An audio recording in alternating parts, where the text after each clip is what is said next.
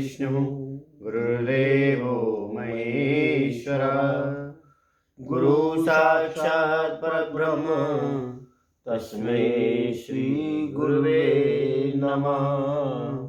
तस्मै श्री गुरुवे नमः। अखण्डमण्डलाकारं व्याप्तं येन चराचरं तत्पदं दर्शितं येन तस्मै श्री गुरुवे नमः। तस्मै श्री गुरुवे नमः।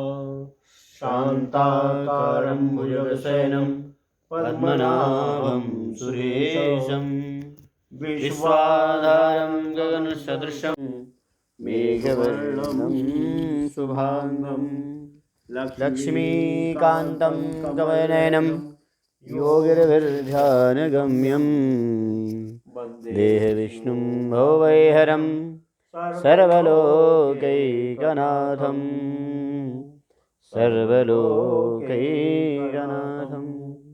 रामाय रामभद्राय रामचन्द्राय मानुषे नाथाय रघुनाथाय सीताया पतये नमः।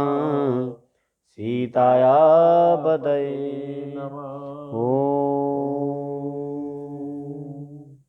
श्री कृष्ण गोविंद हरे मुरारे हे नाथ नारायण वासुदेवा। श्री कृष्ण गोविंद हरे मुरारे हे नाथ नारायण वासुदेवा। हे नाथ नारायण वासुदेवा। हे नाथ नारायण वासुदेवा। श्री कृष्ण गोविंद हरे मुरारे हे नाथ नारायण वासुदेवा। हे नाथ नारायण वासुदेवा। बोल वृंदावन बिहारी लाल की जय। आनंद कंद भगवान की जय। राजा रामचंद्र भगवान की जय। जय श्री राधे श्याम। हम आपको ले चल रहे हैं श्री बराह पुराण की कथा श्रवण कराने के लिए, जिसमें कि हमने अभी पिछली कथाओं में श्रवण किया किस प्रकार से जो रैभ मुनि हैं उन्होंने कथाओं को श्रवण किया, और यहाँ पर जो है पृथ्वी अपने प्रश्न पूछ रही है बराह भगवान से, तो बराह भगवान जो है उनका उत्तर दे रहे हैं। तो अब आप कथा श्रवण करेंगे 20वें अध्याय में श्री बराह पुराण के अश्विनी कुमारों की पेज नंबर है 52 अश्विनी कुमारों की उत्पत्ति का प्रसंग और उनके द्वारा भगवत स्तुति। तो राजा प्रजापाल ने पूछा, ब्राह्मण, इस प्रकार महात्मा अग्निदेव का जन्म हो गया, किंतु विराट पुरुष के प्राण अपान रूप अश्विनी कुमारों की उत्पत्ति कैसे हुई? तो मुनिवर महातपा ने कहा, राजन, मरीचि मुनि ब्रह्मा के पुत्र हैं। स्वयं ब्रह्मा जी ने ही अपने पुत्रों के रूप में 14 स्वरूप धारण किए थे। उनमें मरीचि सबसे बड़े थे। उन मरीचि के पुत्र महान तेजस्वी कश्यप मुनि हुए। ये प्रजापतियों में सबसे अधिक श्री संपन्न थे, क्योंकि ये देवताओं के पिता थे। तो राजन, 12 आदित्य उन्हीं के पुत्र हैं। ये 12 आदित्य भगवान नारायण के ही तेज रूप से प्रकट हुए हैं, ऐसा कहा जाता है।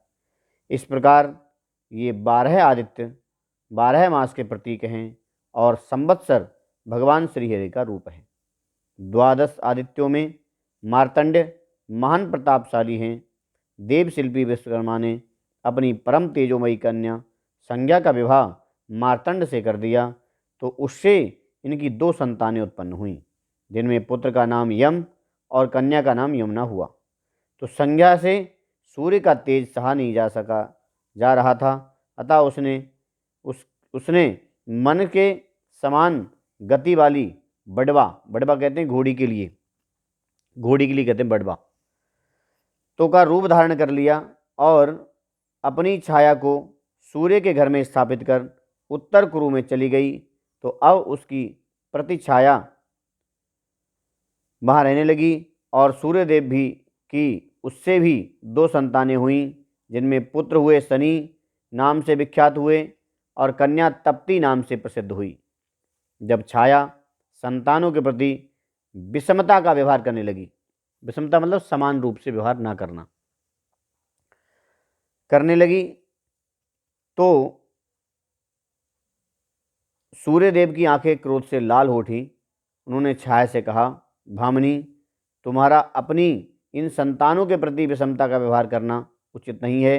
सूर्य के ऐसा कहने पर भी जब छाया के विचार में कोई परिवर्तन नहीं हुआ, तो एक दिन अत्यंत दुखित होकर यमराज ने अपने पिता से कहा, तात, ये हम लोगों की माता नहीं है, क्योंकि अपनी दोनों संतानें शनि और तप्ती से तो ये बहुत प्यार करती है और हम लोगों के प्रति शत्रुता रखती है। ये विमाता के समान हम लोगों से विषमतापूर्ण व्यवहार करती है। विमाता कहते हैं सौत के लिए। तो उस समय यम की ऐसी बात सुनकर छाया क्रोध से भर उठी और उसने यम को श्राप दे दिया कि तुम शीघ्र ही प्रेतों के राजा हो जाओगे। जब छाया के ऐसे कटुवचन सूर्य ने सुने तो पुत्र के कल्याण की कामना से वे बोल उठे, बेटा, चिंता की कोई बात नहीं, तुम वहाँ मनुष्यों के धर्म और पाप का निर्णय करोगे और लोकपाल के रूप में स्वर्ग में भी तुम्हारी प्रतिष्ठा होगी। उस अवसर पर छाया के प्रति क्रोध हो जाने के कारण सूर्य का चित्त चंचल हो उठा था, अतः उन्होंने बदले में शनि को शाप दे डाला, पुत्र माता के दोष से तुम्हारी दृष्टि में भी क्रूरता भरी रहेगी। ऐसा कहकर भगवान सूर्य उठे और संध्या को ढूंढने के लिए चल पड़े। उन्हें देखा कि उत्तर कुरु देश में संध्या घोड़ी का वेश बनाकर विचर रही है। तत्पश्चात वे भी अश्व का रूप धारण करके वहाँ पर पहुँचे और वहाँ जाकर उन्होंने अपनी आत्मा रूपा संज्ञा से सृष्टि रचना के उद्देश्य से समागम किया। तो जब प्रचंड तेज से उद्दीप्त सूर्य ने बड़वा रूपणी संज्ञा में गर्भाधान किया, तो उनका तेज अत्यंत प्रज्वलित हो 2 भागों में विभक्त होकर गिर पड़ा। तो आत्मविजयी प्राण और अपान पहले से ही संज्ञा की योनि में अव्यक्त रूप से स्थित थे, तो सूर्यदेव के तेज से संबंध से वे दोनों मूर्तिमान हो गए। अब प्राण और अपान ये क्या चीज़ होती है? वायु होती हैं। हाँ, 5 प्रकार की वायु होती है ना, 10 प्रकार की वायु होती है वैसे टोटल। पान, अपान, व्यान, उदान, समान, व्यान। 5 तो प्राण रूप से होती हैं और 5 वैसे होती हैं। तो 10 वायु व्यक्ति के शरीर में निवास करती है। अच्छा। तो दो 2 वायु उसके अंदर विद्यमान थी, पहले से कहने का तात्पर्य था। तो जब उन्होंने अपना गर्भाधान किया, तो वायु से संसर्ग प्राप्त करके वो वीर्य जो है 2 भागों में विभक्त हो गया, ये कह रहे हैं। तो इस प्रकार से गर्भाधान किया तो उनका तेज अत्यंत प्रज्वलित होकर 2 भागों में विभक्त होकर गिर पड़ा।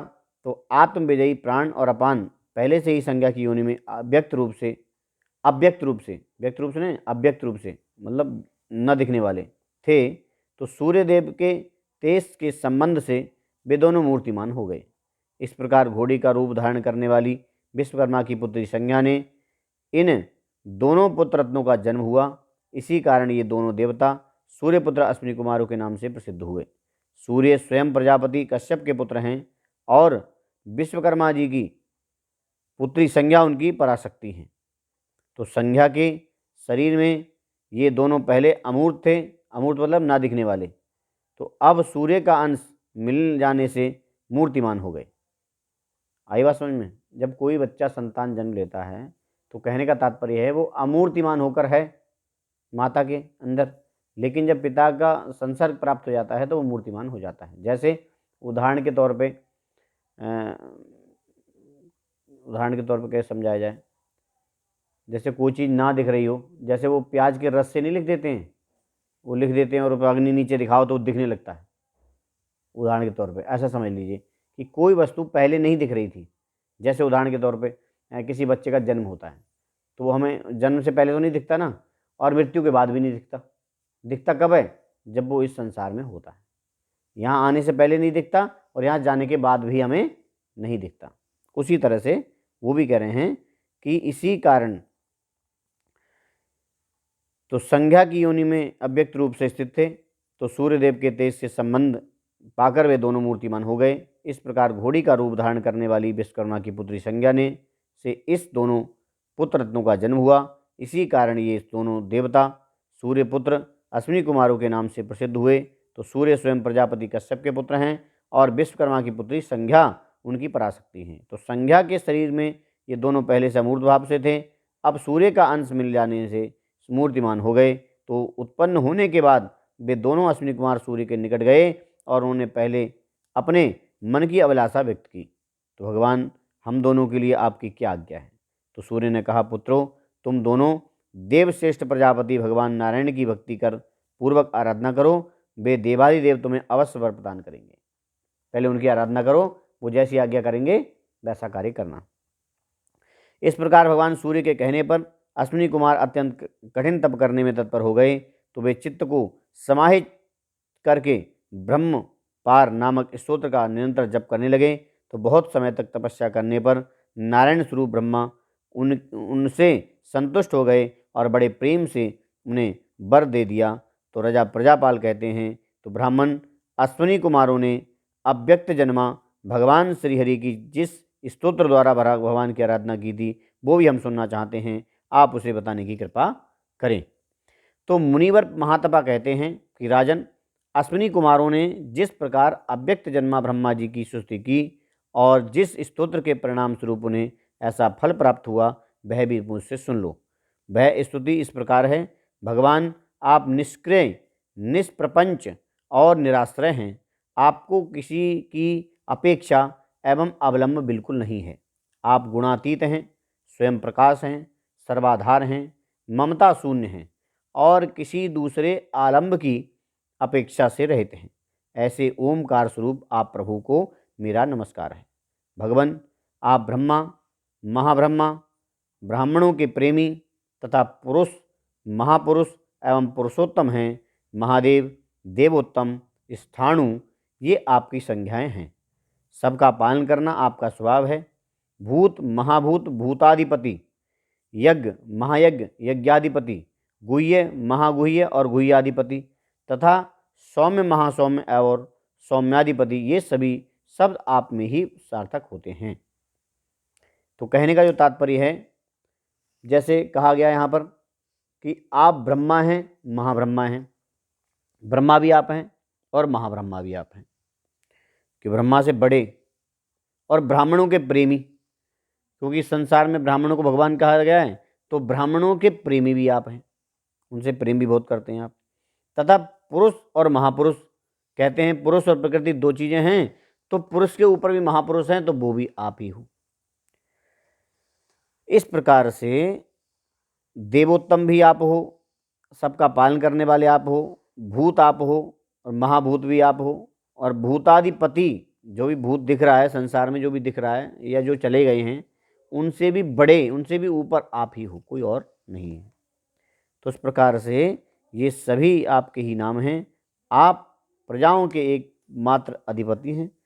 ऐसे परमेश्वर भगवान नारायण को हमारा नमस्कार है। इस प्रकार अश्विनी कुमारों की स्तुति करने पर प्रजापति ब्रह्मा संतुष्ट हो गए। उन्हें अत्यंत प्रेम के साथ कहा, वर मांग लो, तुम लोगों को मैं अभी वह वर दे देता हूँ जो देवताओं के लिए परम दुर्लभ है तथा जिसके प्रभाव से तीनों लोकों में सुखपूर्वक विचरण कर सकोगे। अश्विनी कुमार बोले, भगवान, हमें यज्ञों में देवभाग देने की कृपा करें। प्रजापति, हम चाहते हैं कि देवताओं के समान सदा सोमपान करने का अधिकार भी हमें प्राप्त हो। इसके अतिरिक्त देवताओं के रूप में हम लोगों की भी शाश्वत प्रतिष्ठा हो सके। तो ब्रह्मा जी ने कहा, रूप, कांति, अनुपम, आयुर्वेद शास्त्र का ज्ञान तथा सोमरस पीने का अधिकार, ये सब तुम्हें सभी लोगों में सुलभ होंगे। मुनिवर महात्मा कहते हैं, राजन, ब्रह्मा ने अश्विनी कुमारों को ये सब वरदान द्वितीय तिथि को दिए थे, इसलिए यह परम श्रेष्ठ थी। उनकी मानी गई है, तो सुंदर रूप की अभिलाषा रखने वाले मनुष्य को इस तिथि में व्रत करना चाहिए। ये व्रत 1 वर्ष में पूरा होता है। इसमें सदा पवित्र रहकर पुष्पों का आहार करने की विधि है। इससे व्रती को सुंदरता प्राप्त होती है। साथ ही अश्विनी कुमारों के जो गुण कहे गए हैं वे भी उसे सुलभ हो जाते हैं। तो अश्विनी कुमारों के जन्म से इस उत्तम प्रसंग को सदा श्रवण करने वाला मनुष्य पुत्रवान होता है तथा वह सभी पापों से मुक्त हो जाता है। बोल वृंदावन बिहारी लाल की जय।